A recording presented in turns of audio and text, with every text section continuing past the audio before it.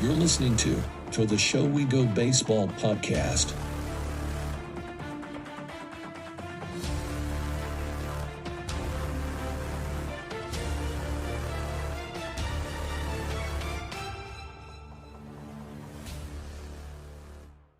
What's going on, everybody? Welcome into episode 59 of To the Show We Go. We have Ed Hand, as always, and myself, Andrew Parker. It is the Corey Rosier episode, and if you're not familiar with Corey Rosier yet, he actually came over to the Red Sox system via trade. Actually, it seems like it was forever ago, but it's only been a couple years now, and we're into 2024. Corey actually just finished out the 2023 season in Worcester. He also was a Red Sox representative in the Arizona Fall League, which I am going to ask you about, or Ed will ask you about here in a little bit. But Corey, you had a short off season just due to your experience in Arizona, and I'm sure that the time has gone by rather quickly. So I wanted to start us off. What have you been up to in your very brief off season? Yeah, kind of touching on what you said, quick turnaround this offseason with playing into, I think we finished November 13th. So just get into, I think, experience and play that long kind of simulates more of a big league season. Obviously, if you make a playoff run and play that long, now I'm kind of figuring out what it's like to, have that shorter amount of time, but still be ready coming into the next spring training. So I've been just, training with my hitting coach here, and the guy that I work out with, they put together a really good program. So I feel like I'm in a good spot leading up to spring training. Yeah, so speaking of spring training, you're a non-roster invite this year. Congratulations. How does it feel to be starting with the big league club this year? It's awesome, man. I mean, just to be recognized as, the way I see it is they see me as a guy who could, come up at some point this year and, be an impact guy. So it goes a long way, and just knowing that they believe in me, and I think it's going to be a really good spring. So you had a brief taste at AAA towards the end of the season. Well, I know you got called up earlier in the season just for like a very brief stint. I know there was a ton of injuries and a lot of other roster moves going on in Worcester, but you ended up coming back up. You finished out the year with the Woo Sox. So looking back at your 2023, what was it like, I guess, getting a taste at AAA level, and I guess just the experience that came with it? It was cool. I mean, there's a lot of older guys walking around that clubhouse. So just, sitting around picking guys' brains and picking up on different knowledge. I'm a guy that, if there's anything to be taken from something, I'm going to try and take that and add it to the, bag of tricks. So. Yeah, so I remember you coming in mid-season 2022, and, you started with Greenville, and at least statistically didn't go that great. But then you get called up to Portland to start the season in 2023, and you tore it up there. You had a great season, got that promotion to AAA like Parker was talking about. I was just wondering what you took away from that second half of 2022 and how you utilized it during the offseason to up your game. Yeah, that was probably, I'd say, one of the worst stints of baseball I played, but I definitely learned and grew from it. Obviously in the big leagues, guys struggle, and you don't want your first time struggling to be in the big leagues. And I don't know if there's a pinpoint thing that I could say what it was, but I know that getting to go through spring training the next year with the Sox made me feel really comfortable going into the 2023 season. And I think it showed. Yeah, I remember when I first talked to you, it was right after the trade happened, and you were kind of coming into the organization, and, it was like you and Max Ferguson, and that was it. You didn't really know anybody else that was coming over. How would you say the Red Sox organization differs from the Padres organization at this point? And I guess you were with Seattle before that. So what stands out about the Red Sox organization to you now that you've been in it for a couple of years? Yeah, I think that, the Red Sox treated me very well. Everywhere you look in the org, there's just good people. Even just walking away from the game, there's a lot of good people around and guys that genuinely care about their well-being. Like, I couldn't tell you how many times, after games or different events where guys are just sitting around talking, like just sitting around having conversation, not even talking about baseball. And I think that goes a long way. Yeah, there's something that I still remember about that first conversation that we had also. And it's a line that it's something that you said that you probably weren't even thinking about it, but it stuck with me. And it's iron sharpens iron. And 100%. yeah, I was just wondering who are some of the guys that have like sharpened the iron that is you in this metaphor? Who's some of the iron that you've worked with that you've been able to improve with from your teammates, from the organization? Yeah. I'd say a big one would be sorry, I'm having a brain fart right now. Asking the tough questions, Ed. Yeah, this guy's on the other end of the ball, but Christopher Troy, we think very like-minded, and We know we CT. yeah, he's a good guy, and got to spend time with him in the fall league too. And like I said, we think very similar. So just talking about the mental side of the game too, which I think we're both very advanced on that end, which a lot of people don't have, and I think that gives you an edge. So I did want to talk about the fall league, and you. So I want to know, just brief overhaul. We've actually had CT on. We had Zach Penrod on, a few of the guys that were in that group. But what was it like? I guess just playing with all that talent in the lineup, and especially from the Red Sox organization as well. Yeah, it's obviously really cool to be recognized in that, and you get to interact with guys from other teams that you normally wouldn't really get to interact with. So I think that was the coolest part to me, is just getting to see guys in different uniforms and kind of how they go about things. And everybody has different things in this game. There isn't a one size fits all, but I feel like there's always little nuggets to be taken. Even if, let's say, a guy does something and you don't necessarily do that, I still think there's something to be learned from that. So what was the fall star game like? Because I feel like that, I know obviously the fall league, there's a ton of talent, but obviously to make it to the fall star game, it's the best of the best there. So what was it like playing in that game? Oh man, it was awesome. I mean, they did a little red carpet event where everybody kind of dressed up and did like a interview and photo shoot. So it was really cool to experience that. And like you're saying, I mean, knowing that you're selected out of already an elite group to be even more, recognized is really cool. And it's a cool feeling for sure. So speaking of accolades, you were the Red Sox minor league base stealer of the month, not once, not twice, but 3 times in a row to start the season. You stole 49 bases. You were a fast guy. Speed's a part of your game, but have you found that the bigger bases have made a difference with the base stealing for you? I don't know if I'd say I necessarily noticed that it made a difference. I mean, like you're saying, I was already a speed guy before, but there could be times where now I, slip a hand in and maybe get a few extra bags that way, where before having to go that little extra distance, because I mean, it's a game of inches. So I have to ask something too in regards to the speed. So I have a funny story actually before I ask you the question, but you were getting called up this year. I think it was before. I think it was probably right around like the MLB trade deadline era. I think you got called up before the first half ended in minor league ball. And I remember sitting in Chad Tracy's office, and you were coming up. So we always ask him about like, hey, what do you think about this guy that's coming up? What do you think about him? So obviously you got called up, and we're like, what do you think about Corey Rosier? Do you think he has like a constant text chain with David Hamilton about like, hey, like this is what I'm doing, like stealing bases, like how are you, like just feeding off each other? But did you get to pick his brain at all? Just like, because you guys have like, you guys are pretty both known for your speed. So did anything like that ever take place? We talked a few times. I think there was one time when I was in Worcester that we went out and touched the bases just because I think we got rained out or something. So just to get the legs moving, and we talked about a few things, and yeah. And now, have you two ever had a foot race like Superman and the Flash? No, we haven't. We haven't yet, but I think we got to make it happen at some point, maybe this spring.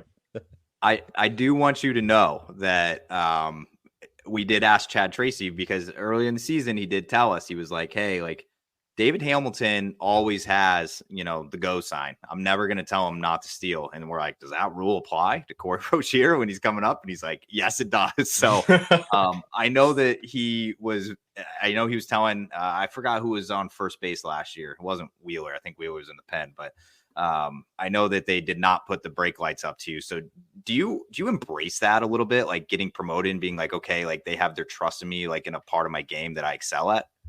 I definitely do. Knowing that they trust me to give me that green light is another big thing too. And obviously, there's certain situations that come up where they might say, "Hey, we need guys to swing it or need guys on base." But knowing that they believe in my speed and know that it can impact the game, I think is a really big deal. So Yeah. Now, when do you report for when do you report to the fort? I believe the official report date is either the 18th or the 19th, but I'm gonna head down a little early just to get in a routine and not have my first day be my actual first day.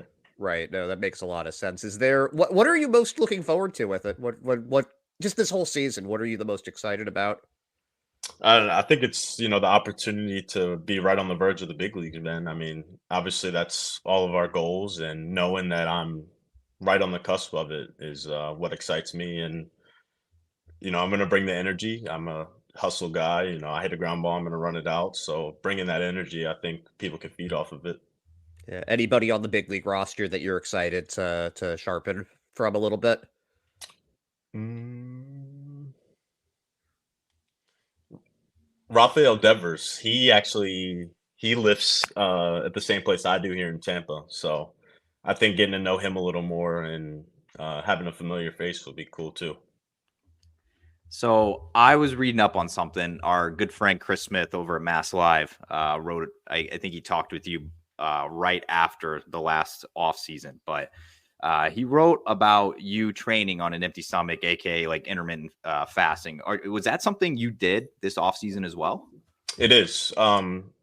I think that, well, first off, the way that we train, if you're eating a big meal, it's probably not going to go too well for you. So, You're probably going to see it but again.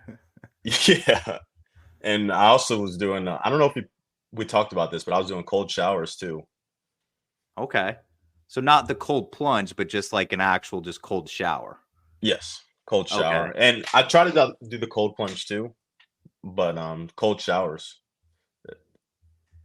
So what do you think? Obviously, I think you said it was new. It was something new you were trying in the last off season. So now it's been like a full year since that. Like, have you noticed anything different about yourself or just the way you have been training, like the way you're responding to your training? Like, is there anything that you can tell that's kind of either clicked or like went a different direction than before you were doing it? My body feels really good. Um, Obviously, after the training, I'm trying to get as much protein in and eat as good as possible just to, build that strength back up after breaking the body down. And I'd say overall, my body feels better from it. Now, do you cook for yourself or are you getting like do you have like a chef that does it? Like how do you do that? I cook for myself. What do you like to cook? In the morning, I'm a big eggs and bagel guy. Love bagels. Obviously, being in the Northeast, that's another good thing. Definitely a But perk. for sure. And then, in afternoons for lunch and dinner, I try to get some type of carbs, so like a rice or sometimes noodles, pasta, and then chicken, steak, just different proteins, kind of cycle through them all. Pork sometimes. So, Yeah, just keep it balanced and everything. yeah. That actually, because you mentioned being in the Northeast, you were up in Portland this year. You were in Worcester after that. What was that your first time up in Portland? It was. Yep. That was my first time that far north, actually. What was your takeaway about both cities you were in? Worcester. I know Worcester wasn't as long. You were there for I think it was 12 games, but you're obviously going to be there a bit more this year. And what'd you think of Portland? What'd you like about it? What if there was stuff you didn't like? Like, what was your takeaway? Well, from both, I'd say that, when you talk about New England sports and being a member of the Red Sox organization, there's always that support that comes with it. And, just talking to different fans at the, fan events and, hearing kids cheer your name and um, even down to, people making little posts saying how you made some kid's day. I mean, that stuff goes a long way and it's good to know that you're influencing the youth that are coming up behind you. So it's really cool. Yeah, what'd you think of that? The last game of the season with the shirt off your back. the part, and not even only that, just the attention that now with the Kansas City Royals, but Ryan Fitzgerald was getting there that last day. It's awesome, man. I mean, he literally got a key to the city, so I don't know how often you're seeing that with a minor league player in the city. So to see something like that is really cool. I wanted to ask you too. I got this sent to me whenever we kind of threw it out there that you would be joining us today, and I had some people send me some things that they possibly wanted me to ask you about. And one of the things was, well, you were just talking about making a fan's day. Do you remember when you robbed a home run in Double-A this past year up in Portland? I do. Yeah, I remember that. Okay. So what can you take me through your mind like when doing something like that? Because it was an incredible play. And like you said, it obviously was enough for somebody to send that to me and be like, please ask him about this because I saw this and it was incredible. I honestly, I don't even think there's really a thought. It's kind of just, be an athlete and, let your instincts take over. I mean, we obviously don't go out and really practice robbing home runs. So, but I think it's just being an athlete and trusting your athletic ability to make a play on the ball. I've always wanted to know this too about guys that do, because you obviously see like guys like Mike Trout do it like daily, it seems like, or a guy like Aaron Judge just like seems like he just reaches over the wall and takes away home runs all the time. But was it one of those things after you did it where you were kind of just like, okay, I have no idea if this went in my glove, first of all. Second of all, like that, like I can't believe I just did that type of thing? Well, so I don't know if you've seen the video. I think I actually looked into my glove to make sure I caught it. Yeah. And then once I saw I had it, we were right next to our bullpen. So their reaction, it was really cool to hear them, cheer and get excited about it. And I was excited about it, obviously, too. So it's cool thing. Ed, I'm going to save my random one-offs that I still have not named. I said I was going to name after the last episode, but I still have not done that. But I have a few more baseball things, if whatever you have. I've got a fan random one for that, so just let me ask that when we get to it. But I do have one more baseball question for you. And that's just when you made the jump from Double-A to Triple-A. You obviously there was a little bit of a shorter stint beforehand, but was there any big difference that you noticed about the level of play between Double-A and Triple-A? I'd say there's a lot of guys that are more mature. Double-A, there's still a lot of young talent, but when you get up to Triple-A, there's a lot of guys who have big league time and have experienced that. So I'd say as facing pitchers in between Double-A and Triple-A, guys are more around the zone and are kind of more refined with how they're going to attack hitters, I would say. So I had a question here, and it actually, again, comes from somebody that had, I guess, some interesting questions. They brought up something pretty relatable, I guess, but it's kind of a tough one, so bear with me. But what do you see as your best path to a successful MLB career? Ooh, that is a good question. It's a good one, actually. I kind of like it. I would say my best path to having a successful big league career would be trusting my game and playing my game. I do have power to hit home runs, but I feel like if I were to try to chase home runs, it would make me regress as a hitter just because I know my value comes in getting on base, stealing bases, bringing that energy, like I'm saying. And it changes the course of a game knowing that, every time I'm on base, it's in the back of a pitcher's mind, dang, this guy might steal. And especially, kind of in the lower levels, they say we technically aren't trying to win, but in the big leagues, everybody's trying to win. So knowing that I could throw off a pitcher's game, at that level, I think will be, a big deal.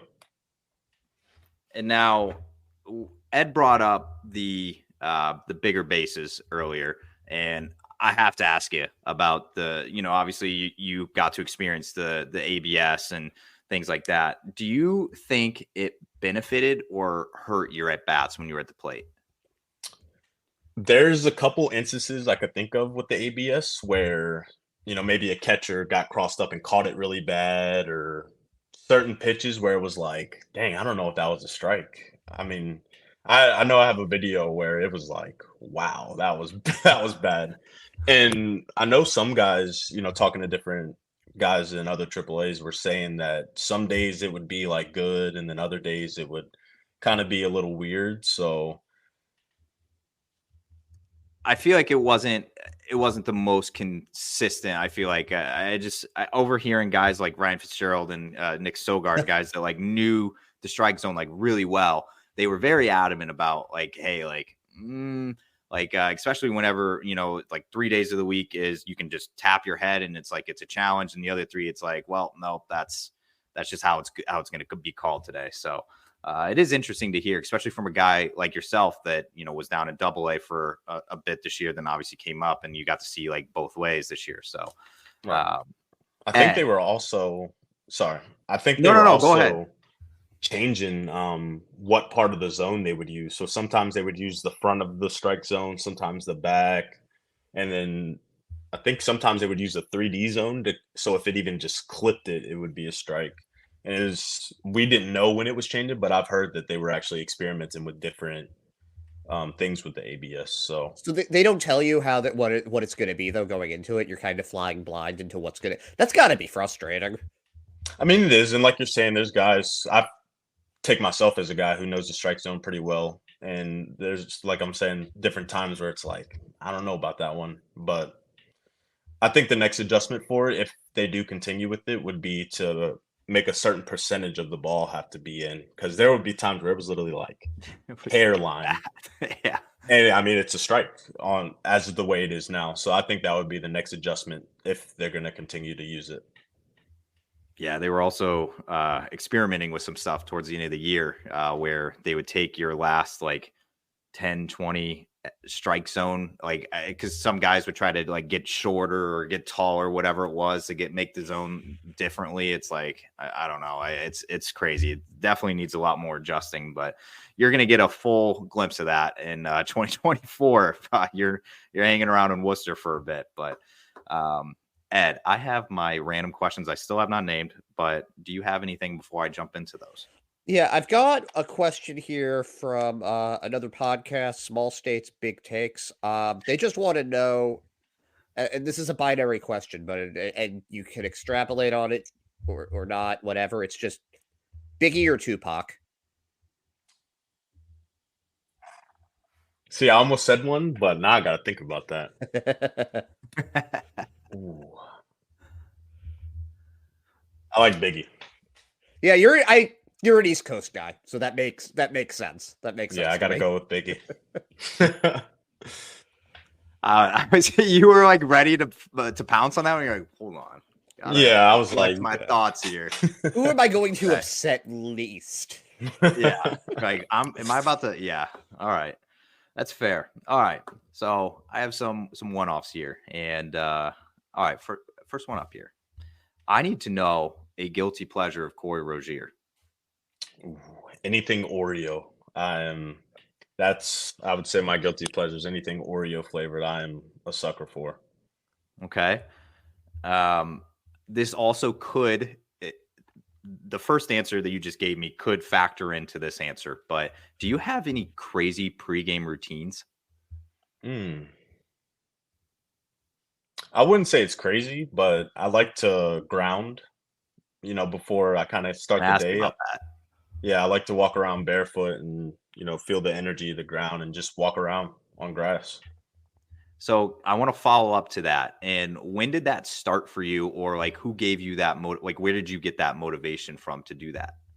So I believe I first came across it actually on social media of people just talking about the benefits of getting outside and touching grass with your feet.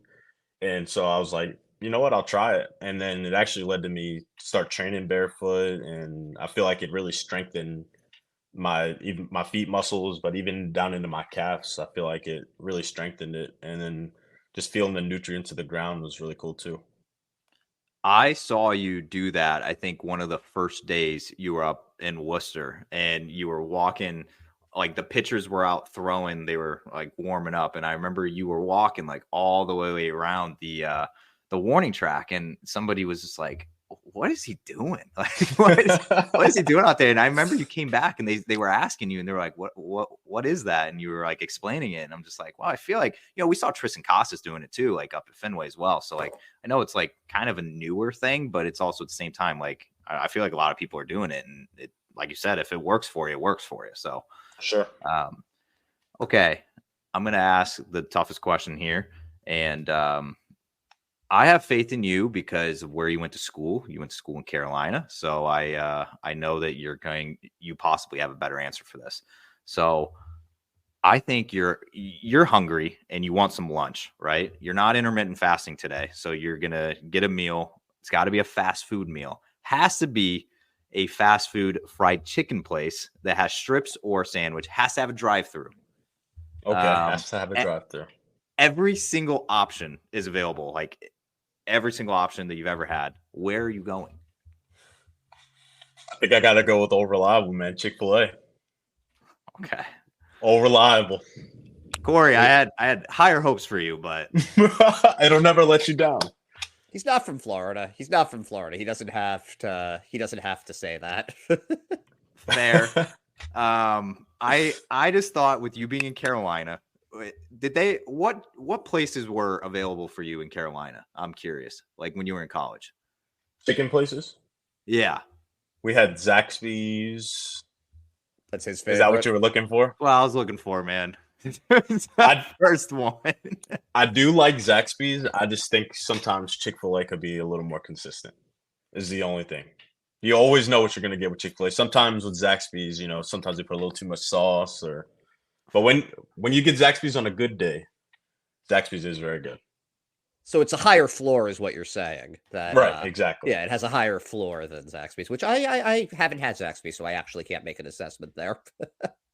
Can I ask though, because we've asked everybody that's come on the show so far this offseason, but can we just ask, like, when you go to Chick-fil-A or any chicken place, they always have their sauce, the Chick-fil-A sauce, Zach's sauce, Kane sauce, whatever it is. Do you order it with Chick-fil-A sauce, or are you a guy that goes like Polynesian or like barbecue? Like where do you lie on that? Chick-fil-A sauce is probably my favorite. Recently, I've been doing buffalo more though, just because it has less calories.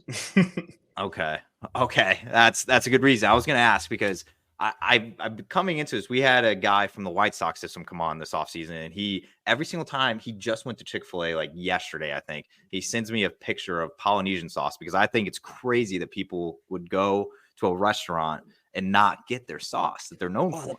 Polynesian sauce is so good, though. Like I have a big thing of that in my refrigerator right now. That stuff is good, I will say. All right. Well, I've never tried it. Every time you go to Chick-fil-A, just always get the Chick-fil-A sauce or Zach's sauce, Kane sauce. I just feel like that's like the go-to thing. But all right, I have a couple more baseball-related questions, and Ed can throw one in too before we let you go.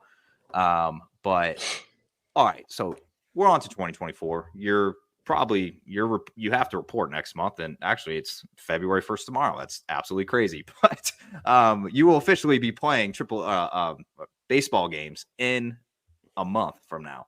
So as we enter 2024 season, do you have any goals? Do you have any, like, not statistical goals, but do you have like things that you have in place that you want to speak into existence? Yeah, I think it's showing up every day, the best version of myself. With a long season, I feel like sometimes it's easy to fall in the trap of kind of going through the motions. So I'm challenging myself every day to show up and be present and don't take any days for granted, just because, never know how long you're going to get to play this game. So I'm going to try to take every day in stride and give everything I got. Is there anything that you do to keep yourself motivated on that? Is there anything that you just to keep your focus? Any rituals, any routines? I'm a big believer in journaling, writing down your thoughts and, just being able to process everything and seeing it on paper, I think plays a big role in that. Do you have any creative outlets like that's a little more like I don't know if like I guess my question is like we've seen with Christopher Troy that he has a lot of this. He makes a lot of these appearances. He does a lot of writing. Do you have anything like that that's beyond just journaling, or is it kind of just you and your thoughts with that? Kind of just me and my thoughts. I mean, anything I'm feeling or thinking, I'll just write it down. And even sometimes now I've been going back and kind of seeing what I was thinking at certain times. And just like I said, getting the thoughts down on paper, I think plays a pivotal role. You're gonna Ed, were you following up with that? I have one more question, and it sort of relates, not as much, but I was just wondering if you follow any of the I guess coverage of the major league team or coverage of the minor league system, like Baseball America, that sort of thing. I see it here and there. I mean, I'm not like faithfully looking at those things, but sometimes obviously getting on social media, the algorithm knows I'm around New England sports, so I'll Yeah. see it pop up every now and again. But Have you ever read something about yourself and were just very confused as to how they were representing you? so there was, I don't know who made the article or who exactly it was, but I read a guy say that I was a chunky left-handed hitter, so that one made me laugh. That one made me laugh. That's did they like what? How? Sorry, I've never seen that, but that actually I'm at a loss of words for that. I was too, believe me. That's good. They've obviously never seen you before. I don't know, man. That's crazy. All right, I got 2 questions left for you, and we can let you go. But for somebody, so you're gonna have a lot more eyes on you this spring training, obviously with being an NRI, getting into some games early on. For a fan that hasn't gotten to see you play or doesn't really know much about you, how would you describe what kind of player you are to them? Like, what would they see when they watch Corey Rosier play? I'd say I'm a relentless player. I like to use my legs and create pressure on the other team, and very passionate. I kind of play with that chip on my shoulder, which a lot of guys don't have that competitive fire nowadays. I think guys are just all right, it is what it is. But when you get guys that have that competitive fire, I think it gives an edge, and it's a lot of people have told me it's fun to watch me play the game. So. And then I had one of my last questions here. You spent time in all 3 outfield positions in your career. So going forward, I guess I know you're allowed to answer this any way you want, obviously, if you say all of them, but where are you, I guess, most comfortable in playing in the outfield, or where do you see yourself, I guess, once you do get to Worcester this year? For sure. I'd say my favorite one to play is center field. I have a knack for, kind of reading how our pitchers are pitching guys and kind of reading guys' swings to be able to move the guys on my sides. So when I get to play center, I usually like to utilize that. This was actually my first season playing right field as much as I did, though. And I enjoyed right field a lot more than I thought I would, just because, different angle from that side of the field. I thought it would be different, but going out in BP and reading the ball off the bat, I think helped me a lot this year. And but I'd say center is my favorite. Is the first step different when you're in right versus center versus left, just from the angle that you're seeing it at, like the way that you read where the ball is going to go? Yeah, I would say a little bit. In center, sometimes when a ball's hit really hard right at you, it's hard to tell if you need to go back or forward. So they teach us kind of, hold our ground until right in right field, when you have a right-handed hitter, a ball to your left might slice away from you a little more, and knowing different things like that about the game. All right, so I lied to you, and I just thought of something else. I'm sorry, but it's just on the fly here. But we had a pitcher come on earlier in the offseason, Rio Gomez. He was in the system for a while, and he pointed out that watching Ceddanne Rafaela play center field is one of the just prettiest things he's ever seen on a baseball field. The way he can read a ball, his first step's always perfect, everything. I don't know how much you got to play alongside him, because I wasn't sure how long you guys interlapped in Portland and then Worcester. But have you ever taken anything away from him on how he it just plays a center field? Yeah, so we got to spend a good amount of time in Portland together before he went on up to Worcester, and going out and taking fly balls, just kind of picking his brain about certain things was good. I think it, helped me add a few other things to myself as far as the prep step and going into when the pitcher's delivering the ball, kind of what he does and what I was doing. So I think I added that to my bag of tricks. And but he does some things on the field where it's like, wow. There's one specific play that I remember. We were in Binghamton playing the Rumble Ponies, which is the Mets organization, and we were ninth inning, 2 outs, I believe, and runner on second, and guy hits a ball up the middle. He comes up, and I'm telling you, he threw this ball no higher than probably 4 or 5 feet off the ground, one hop to the plate. And I literally remember specifically saying, "Oh my God," when he threw it. So it's not just the But glove, it's the arm too. yeah, he does some things where it's just like, wow. It's fun to watch him play the game. Yeah, I remember Rio saying specifically, he said there are multiple gold gloves his way if he can make it up there one day. So it is interesting to hear from a guy that played out in the outfield and right next to him, you can actually see it from that angle, be like, holy cow. Yeah. All right, so I'm for real this time. My final question. I keep thinking of these things as we're going, but there's been a lot of turnover and a lot of changes in the Red Sox organization. Did you have like any thoughts on like, any of the new faces that are coming in? And I know that a lot of them have been more pitching related, but what have been your thoughts, I guess, on, having a new guy in charge and just some new coaches throughout and new everything? Yeah. Obviously, when there's a new person in charge, there's might be some different philosophies coming down from that. But whatever puts the Red Sox in the best position to have success, I think is the most important. So whoever that guy is, we'll ride behind him. Couldn't have said it better myself, Ed. But Corey, we appreciate you coming on, and I'm going to follow up, Ed. Congratulations on the NRI, and we will be seeing you obviously in spring training. So, but thank you so much for hopping on. We appreciate it. I know it's been a short off season for you, and we're glad that you took some time to hop on. So, like I said, thank you so much. Absolutely, I appreciate both you guys.